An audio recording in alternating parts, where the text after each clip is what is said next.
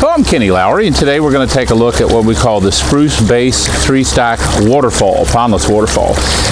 Now, the reason you'll see this elsewhere on the website, we'll have the Spruce Base 3-stack, and it's not a waterfall. The only difference is on those other stacks, it's the water kind of comes out kind of all the way around the boulder. When we do these as waterfalls, we want that flow to be directional, so we only want it to flow off the front, and you get that full effect of the waterfall off the front end. So that's why we're calling this the Waterfall series, and there'll be a series of different levels on this as well.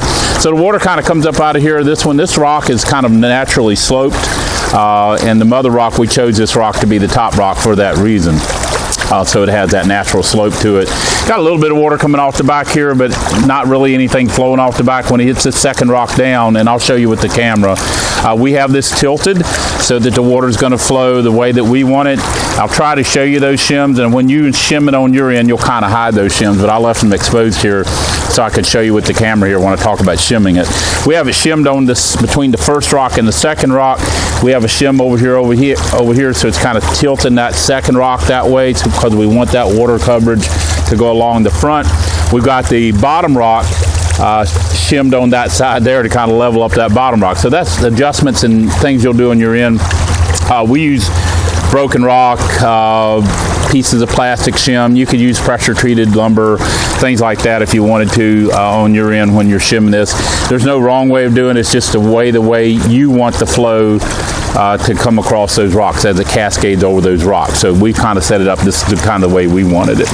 It's got a great sound to it. I hear two distinctive sounds. Of course, you got the plume there.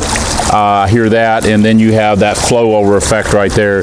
Actually, when you're doing these fountains too, since this is a directional flow, you probably want to set this further to the back of the basin so you can take advantage of catching that splash that's up there on the front. So setting it back, and we've got it set from the back probably about 6 inches. You would probably go ahead and set this almost all the way to the back. That way you have that larger area in the front. We have a helpful video on the website there too about that Matt shot about setting these up. He goes out and installs a lot of these, so setting them up to minimize splash, that's a helpful video. So when you're setting it up, you can kind of help minimize that splash. And right now I'll grab the camera and take a close-up look. And remember, these are GFRC boulders, stands for glass fiber reinforced concrete. Has the look, the feel, and the texture of real rock at about 1/5 the weight. When we use the mother rocks here, we're choosing these rocks because of the way the water flows over them. So that's what we're doing when we're picking these rocks. We want that character. You'll see there that bottom rock has a lot of character. See all the little shelves or things like that, and you see the way the water kind of ripples right there. The way it flows over, that's all chosen on purpose. So when I'm picking a mother rock, that's what I'm looking for, the way the water's going to flow over it.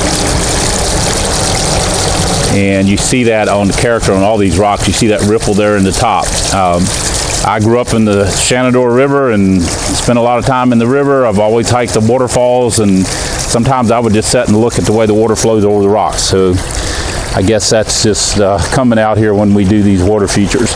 Now I get here to the back. You can see it's mostly attractive. It's attractive all the way around, but you only get that water flow out the front. So we get back here to the back. You can see the little drippling come down there, but nothing really flowing off the back. There's one of those shims I was talking about, and you can see down there where there's the other shims, and you would tuck those under. And remember, I mentioned putting that all the way to the back when you're setting it up. So those kinds of things you're doing on your setup end. And you can see we left the basin exposed here. We're just setting up videos, so this is just temporary. You would cover that all with stone, and you would also cover that plastic edge so you don't see the plastic edge as well. As always, if you have any questions about any of our products, you can reach this toll-free number there on the website. Also, our email contact info is there. If you'd like to quote, just send us the item you're interested in, the fire pits or the fountain, along with your ship to address, and we'll be glad to put a quote together for you. If you have any questions, let us know.